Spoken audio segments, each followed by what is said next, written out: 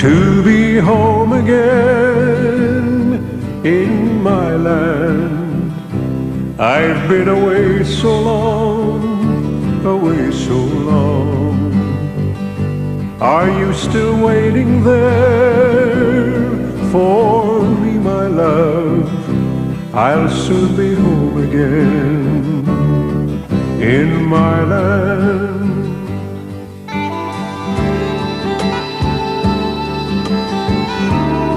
Good evening and welcome to tonight's show, which finds me right up the northwest tip of Ireland. My guests tonight, singers Enya and Daniel O'Donnell, both hail from this particular part of the world, and they'll be with us shortly.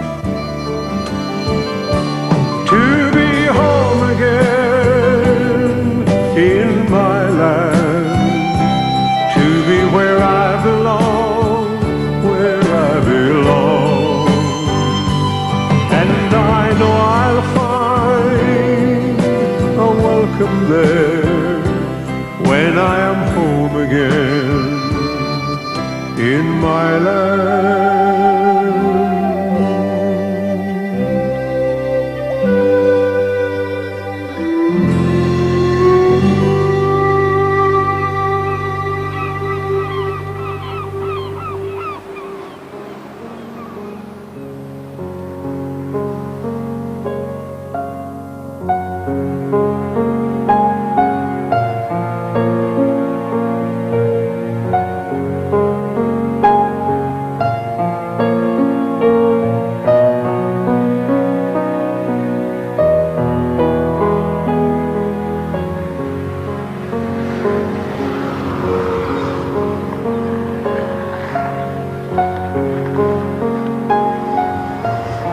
My next guest promised to take me on a sightseeing trip through scenes of her childhood. Not that her childhood was all that long ago, but in spite of that, her achievements throughout the music world are impressive indeed.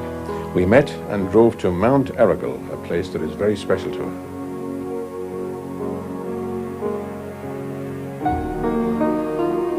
I know that in your early days, and when you went to boarding school and all that, this had a special meaning for you, this particular spot, didn't it? Mm-hmm. When you're very young, it's very hard to assess when you're near home, but this was always the landmark for me, that I was just around the corner from home. It's special here, and it's so peaceful, and it's the only place where I can actually come back to that I just forget about work. And that's really important, as you know yourself. Do you feel that your music sort of reeks of this kind of thing? This would have influenced me, definitely.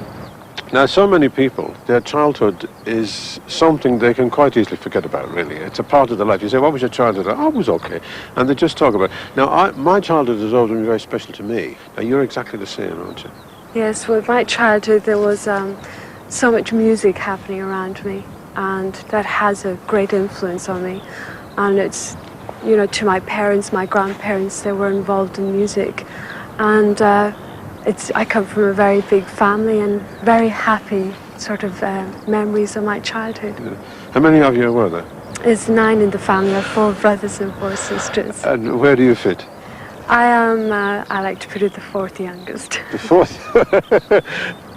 Now, this particular part of the world is very much a Gaelic theory, isn't it? Mm-hmm. Now, I've spoken to you about this before, and I envy your ability to speak such great Gaelic. How much Gaelic did you speak when you were young? Well, it was all Gaelic I spoke until I went to school, which was around 3 or 4, and then I would have learned how to speak English. But that's all I heard, because around here they only speak Gaelic. And you sing a lot in Gaelic now, do you? Yes, it's because it's my first language, so I'm extremely comfortable when it comes to, I can express myself so much better in Gaelic. Now, you're going to sing one of your songs for us, and which is called Lehe Gal Moge, isn't it? Mm-hmm. Now, I know enough to know that is the sort of the lovely days of my youth, and the sort of bright and happy days of my youth. When and why did you write that one? I think we had decided we'd like to work on an Irish song, and it was in the vein of traditional Irish music. Now, just for people who are going to listen to the song now, just tell us what the rest of the words are going to say so they can try and follow it as it goes along. Well, it's basically written in a lament form. It's Ohon is Ohono, which is crying.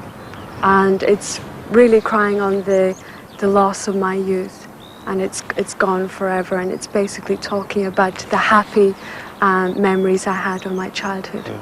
You haven't lost your youth yet. But let's hear the song.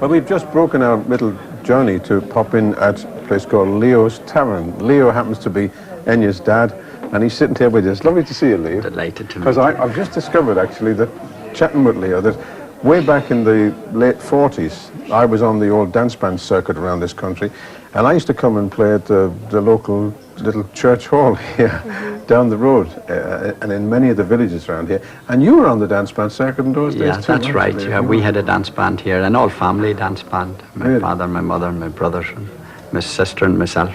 Well, one thing I noticed just sitting here talking to you now, in all that years, you've never taken a drink, have you? No. Well, that's a brave thing, because it's not easy to spend your life in dance bands and not take a drink. I know. Now, in those days, in places like this, and where I come from, music was very much part of a community thing. We used to go to little functions and get together and make music together. I know people do that today as well, but we didn't have television and we didn't have a lot of diversions, there as was they say. Even radios. So, now, was there a very close-knit community here when you were young? It was very much so, especially with the family. It was a very big family, and because of Mammy and Daddy being involved in music, it was inevitable that we would get involved in music. And I can always remember sort of being entered for Féisní Call when I was very young, and it was just inevitable for me that I would want to study music and carry it through. Yeah, I better explain what Feis Ceoil is, in case anybody doesn't know. And it's a festival that they have in Ireland. It's like a local festival. Ceoil is the word for music, and Feis is a sort of a festival, isn't it? Yes. And you have dancing competitions and singing competitions. You get little medals and things to wear to show you're one of the good ones. Yes. Now, all of the people I've been talking to travel an awful lot because of their success in the music business. And when you travel a lot, you give a certain I suppose you give a certain impression of Ireland, whether you like it or not. You're a sort of an ambassador, you're going around the country, and people do have some very funny impressions of Ireland, actually. There are still people around the world who think that we have sort of pigs in the kitchen and all that sort of thing. And they still don't know really what Ireland is like. Now, what would you like people to think Ireland is like?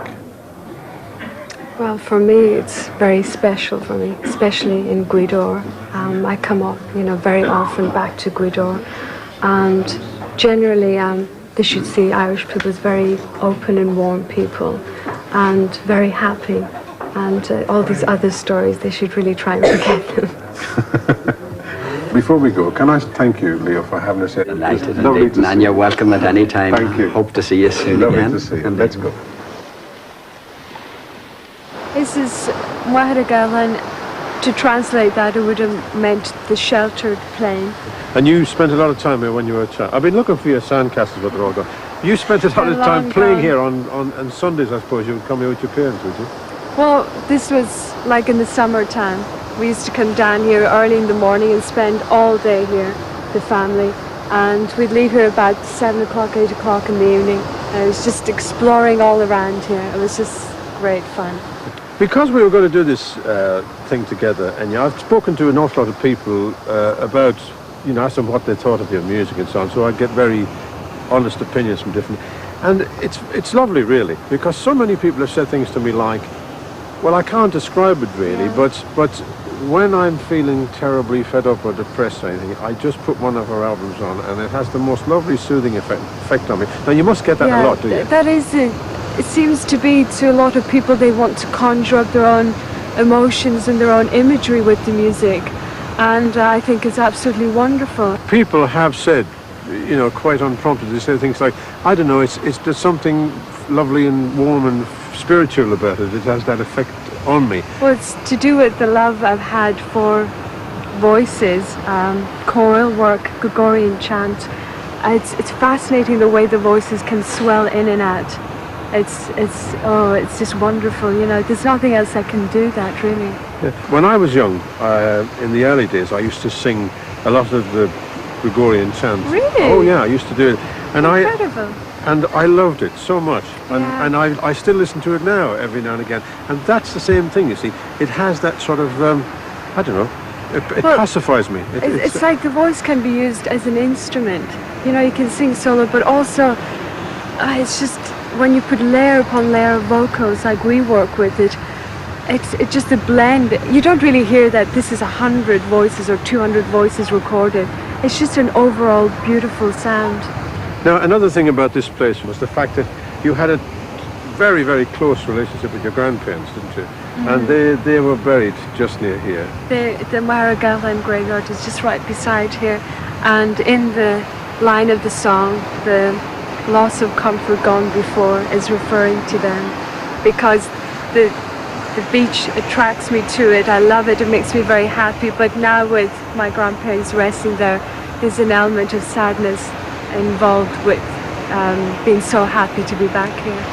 The song on your show, which you're going to do for us now, I didn't realise that you've done it several times. You've been filmed and talked about it to other people, but this is the first time you've come to the actual inspiration. This is really special for me because, I mean, this is what the song is about. It's about Maher Gaelic standing on this beach, and it's a great opportunity to be here and to sing the song.